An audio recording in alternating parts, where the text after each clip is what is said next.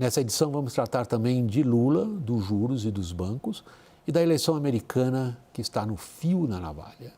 Primeira apresentação dos participantes da nossa roda hoje, começando pelo economista Audi Cunha. Audi, muito obrigado pela disposição de estar conosco aqui hoje. Boa noite para você, Audi. Boa noite, William. Prazer estar aqui de novo.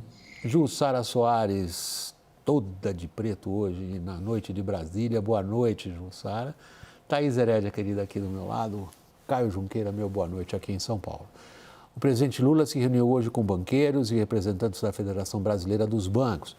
Nessa conversa, Lula e seus ministros trataram principalmente de 3 assuntos: o rumo dos juros, das apostas esportivas e, claro, contas do governo. Reportagem de Luciana Amaral.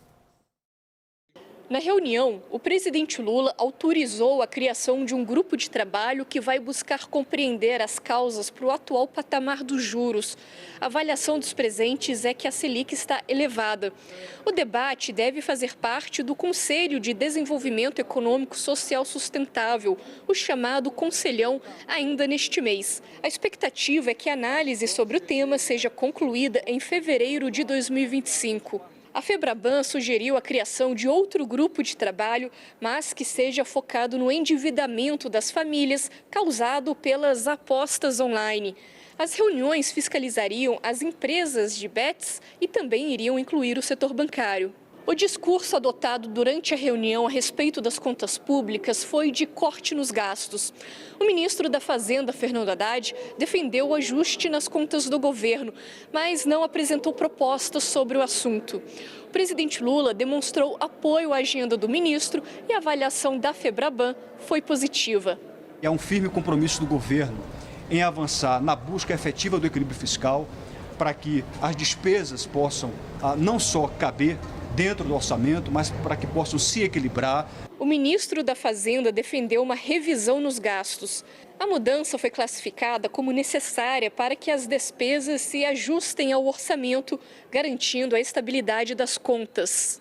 As propostas serão enviadas ao Congresso Nacional ainda neste ano e, segundo Fernando Haddad, terão volume suficiente para o governo se manter dentro da banda estabelecida pelo arcabouço. Ano passado ficou aquela coisa, até a gente lançar o arcabouço fiscal. Quando a gente lançou, o dólar caiu, o juro caiu, até o Banco Central começou a baixar o juro a contragosto, mas baixou. Antes da reunião, no entanto, o presidente Lula voltou a reclamar do mercado financeiro e das críticas sobre a condução fiscal do governo. Qual é o problema que nós enfrentamos? É um problema que repercute na manchete dos jornais, repercute nos editoriais dos jornais, repercute no chamado mercado. É que toda vez que a gente está cuidando de fazer política social, é tratado como gasto. Audi Cunha, vai ser criado um grupo de trabalho para examinar por que os juros são altos no Brasil. Você tem alguma contribuição a esse grupo de trabalho aqui que você eventualmente queira compartilhar com o público? Essa é uma longa discussão que já foi debatida inúmeras vezes no Brasil e acho que já se sabe por que as taxas de juros são mais altas no Brasil. A gente vai começar por um país que tem um nível de poupança mais baixo, então a demanda por crédito é maior que a poupança. Nós temos um governo que sistematicamente, não estou falando só desse governo, mas o Brasil há muito tempo tem uma dificuldade em manter um orçamento equilibrado, então gasta mais do que arrecada. Ao gastar mais do que arrecada, o Tesouro Nacional tem que fazer mais emissões de dívida, tem que tirar mais dinheiro dessa poupança que já é reduzida para o setor privado. E, além disso, quando o Banco Central tem que atuar subindo a taxa de juros para controlar a inflação, ele tem que ter uma dose maior ainda no Brasil, por conta, por exemplo, de créditos direcionados, que são aqueles créditos que não são afetados diretamente pelo nível da Selic, da taxa do Banco Central, porque são créditos com taxas mais baixas para o setor imobiliário, para o agronegócio, o BNDES. Então, esse conjunto de ações que não são fáceis de resolver no curto prazo, que nós já conhecemos, esse é um diagnóstico já conhecido no sistema financeiro brasileiro, na economia brasileira. O que resta, no prazo mais curto, efetivamente, é uma perspectiva do governo gastar menos e diminuir essa pressão fiscal sobre o Banco Central. Jussara, a gente trocou um grupo de trabalho pelo Audi Cunha. Qual é a ideia de ir a uma reunião com os banqueiros e propor a formação de um grupo de trabalho para saber o que todo mundo já sabe? Olha, William, o que a gente sempre brinca aqui em Brasília é que se formou um grupo de trabalho é porque esse assunto não vai andar e dificilmente vai avançar. Pelo menos é quase que uma piada isso aqui nos bastidores, quando a gente começa, tá numa pauta e fala, vai sair um grupo de trabalho. Aí a gente sabe que essa história ainda é difícil ter alguma efetividade. Bem, mas vamos falar da reunião com os banqueiros. Segundo estava conversando aqui nos bastidores, essa era uma reunião que estava sendo articulada ali pelo ministro da Fazenda há pelo menos 2 meses. E ela veio a calhar justamente no dia seguinte daquela declaração da ministra do Planejamento, Simone Tebet, que fala ali que chegou a hora de levar a sério o corte de gastos. Então, acabou que essa visita, esse encontro do presidente Lula com os banqueiros, com esse setor, acabou levando ali esse respaldo que Haddad quer. Claro, ontem a gente falava aqui se a política vai deixar Haddad avançar com sua pauta, com a sua agenda. Tá, claro, tem uma série de dúvidas hoje. E aí, hoje, a própria declaração do presidente Lula de manhã, que ele voltou, antes da reunião com os banqueiros, falando, olha, educação e saúde não é gasto, é investimento. Então, a gente vê ali que tem desencontros. Mas eu fui conversar com integrantes da Fazenda e o que eles me dizem é que Haddad, quando ele está indo a público dar essas declarações sobre esse plano de corte de gastos, é porque ele está conversando com Lula, que ele está fazendo esse processo de convencimento de Lula de fazer esse ajuste para que ele possa alcançar ali algumas promessas dele de campanha. Bem, precisa avançar, mas precisa ver se Lula vai realmente encarar isso. Vamos ver agora, porque o que dá para entender aqui, William, é que Haddad tem uma missão difícil pela frente, mas ele vem insistindo de que está respaldado também pelo presidente Lula. Pelo menos é o que deu a entender nessa reunião de hoje. Precisa ver se na prática isso vai acontecer. Deixa eu pegar esse ponto. Como o Audi disse, e eu fiz uma brincadeira em cima, todo mundo sabe por que as taxas de juros são altas no Brasil, especialmente os banqueiros, que são alvo preferencial do presidente Lula. Muitas vezes ele se dedica, no palanque, de onde ele raramente desce, a dizer que isso aí só enriquece banqueiro, que precisa pôr pobre no orçamento e por aí vai, uma série de frases que até agora causaram muita repercussão, mas pouco contribuíram para baixar a taxa de juros. Os banqueiros saíram desse encontro pensando o quê, então? Pensando que tem um esforço institucional a ser feito. É a primeira vez que, desde que o Lula assumiu, que ele tem esse encontro com os banqueiros. Nós somos um país de altíssima concentração no sistema financeiro, então os 6, 7 executivos que estavam lá representam mais de 90% das operações de crédito no Brasil. Essa é a realidade do Brasil, portanto, eles carregam para esse encontro o peso institucional de representação do setor financeiro, William. Então, a minha percepção é de que há um esforço de legitimar essa relação, legitimar um benefício da dúvida, de que há um esforço do ministro Fernando Haddad, há um comprometimento do ministro Fernando Haddad com essa pauta, que é a pauta do corte de gastos, que não é a pauta do governo, nunca foi, não é a pauta do presidente Lula, nunca foi, muito menos do Partido dos Trabalhadores.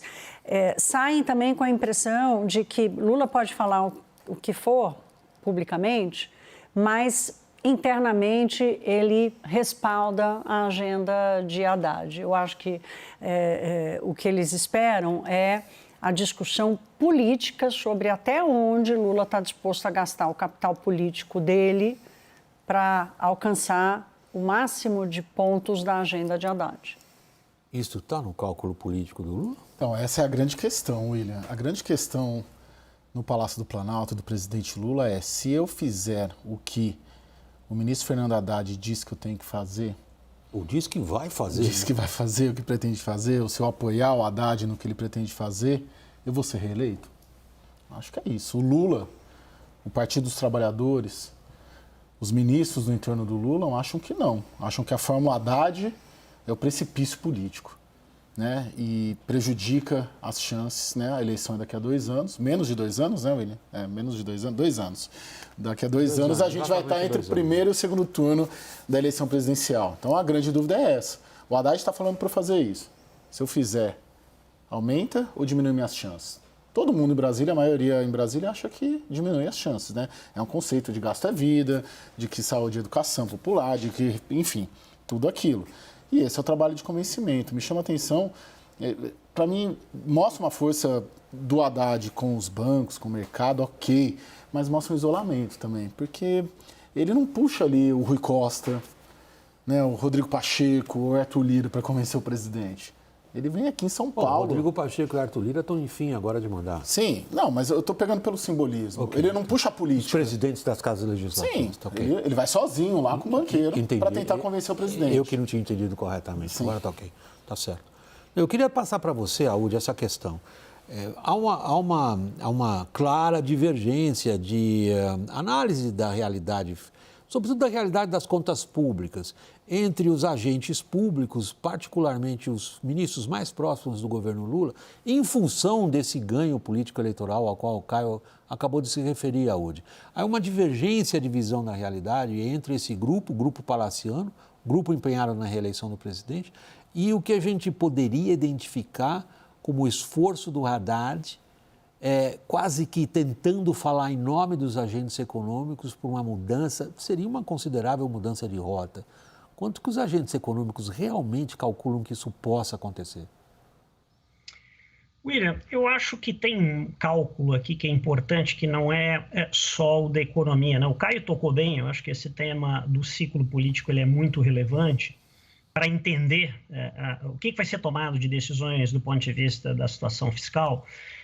Mas eu faço uma comparação, por exemplo, com o que aconteceu lá no final do primeiro governo Dilma, onde teve uma aceleração de gastos, o resultado fiscal piorou, mas isso foi feito ali no final do ciclo do primeiro mandato, teve a reeleição e o ajuste, né, a piora maior das contas acabou acontecendo ali no início de 2015, depois a gente sabe toda essa história, taxa de juros alta, muita recessão.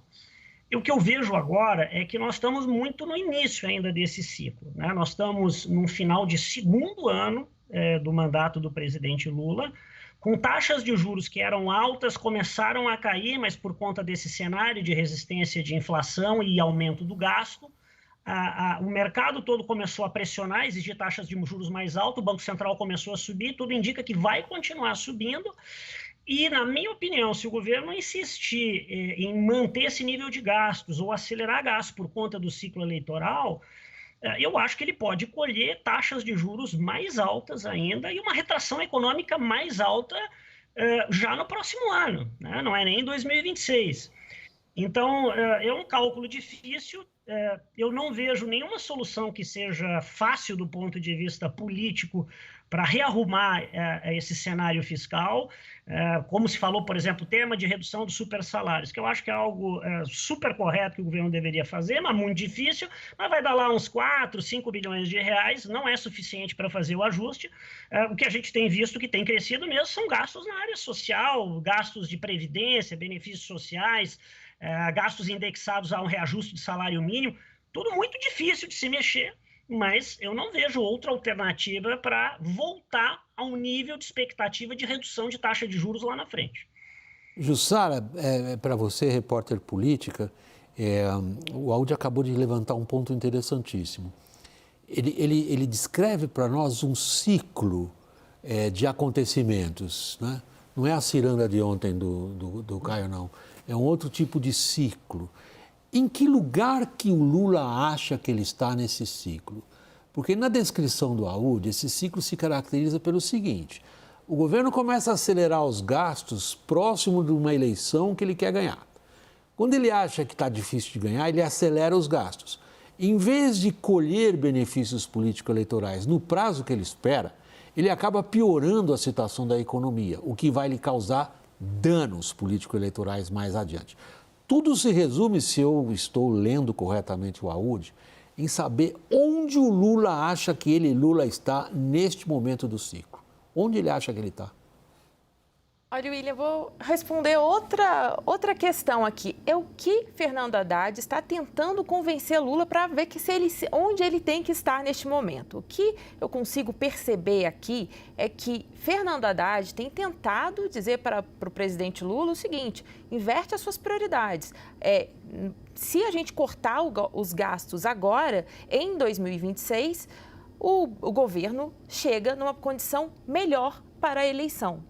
Então, isso tem sido um esforço. Claro, se é preciso fazer um esforço do ministro da Fazenda em convencer o presidente Lula, é porque ele acha que ele está em uma outra condição, de que ainda é possível gastar. Bem, não precisa fazer esses cortes, né, desses gastos Você acabou de dar a resposta, Jussara. Você está dizendo que então, Lula acha voltei. que ele está no início da possibilidade de poder gastar, certo? Exato. Exato. É isso, até Caio? pelo momento. Desculpa, Jussara, desculpa. Não, só para me arrematar. Até pelo esforço de convencimento que Haddad tem feito para mostrar para Lula. Corta agora, porque 2026 o cenário vai estar melhor para você. É aí que você vê o Lula também nessa Sim, correto. Nessa esteira, William, o prazo da eleição são de 2 anos. O governo inverteu a ordem natural de todos os governos, que os governos costumam fazer, inclusive Lula 1 principalmente, de segurar gastos no começo do governo para gastar no final. Um governo que deslanchou, que nasceu ainda antes de tomar posse com uma PEC do gasto, PEC da transição, autorizando gastos de 168 bilhões. 168 bilhões. Então, não vai ser agora que ele vai regredir. Além do que, o Lula acredita nisso, ganhou 4 eleições assim. Acho muito difícil o Haddad conseguir convencê-lo do contrário. Thaís, eu deixei para você o grande finale. Olha, Haddad, vem agora. Vem agora. O Haddad consegue convencer o Lula de alguma coisa que o Lula não está convencido? Então, é por isso que a tarefa dele é tão difícil, William, porque ele precisa convencer o Lula e ele precisa convencer o mercado, a imprensa, os editoriais, dos jornais, como o presidente reclamou hoje. O Haddad precisa convencer o outro lado de que ele é capaz de convencer o Lula. O problema é que no meio do caminho está a convicção do presidente. Está a cláusula pétrea do PT de não mexer em benefícios sociais. O Lula vai precisar entender que ele tem na mão o queijo e a faca e a goiabada, porque o debate sobre a eficiência do gasto já está colocado. Então, o abono salarial, a forma como o gasto da saúde e educação é feito no Brasil, é assim mesmo que tem que fazer. Quer dizer, já está tudo mapeado, porque o juro é alto, porque o gasto é ineficiente. O Lula não precisa pedir grupo de trabalho, não precisa pedir para ninguém descobrir qual é o ovo de Colombo. Já está tudo na frente dele. Ele vai precisar ter coragem política para fazer isso. Obrigado, Thaís. Aúde Cunha, economista, nosso convidado hoje. Muito obrigado, começando por você, pela disposição de participar na nossa roda. E boa noite, Aúde. Obrigado, uma boa noite. A Jussara, a Thaís e o Caio continuamos juntos. Vamos para o intervalo e depois o nosso assunto é discutir o papel do STF na política brasileira. Até já.